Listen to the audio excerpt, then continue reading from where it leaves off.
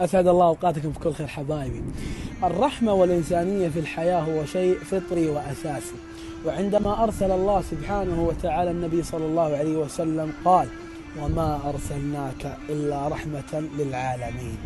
وهذه الرحمة هي من قيم ديننا العظيم، ولا بد أن نسكن الرحمة والإنسانية في قلوبنا، ونحمل الحب والسلام دائما، ونتمنى الخير للجميع، ونرحم ضعف الفقراء والمساكين، وأن نحتوي كل من هم بحاجتنا، وأن ننظر إليه بنظرة رحمة ورأفة، وأن لا نسخر من أحد.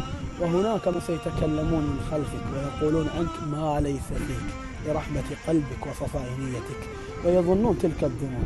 لا تشغل بالك بهم ودعهم، لأنك تعامل رب الناس وهو الذي يجزي وليس هم، وهو يعلم ما لا يعلمه البشر عنك. ختاما، كن رحيما، الراحمون يرحمهم الله.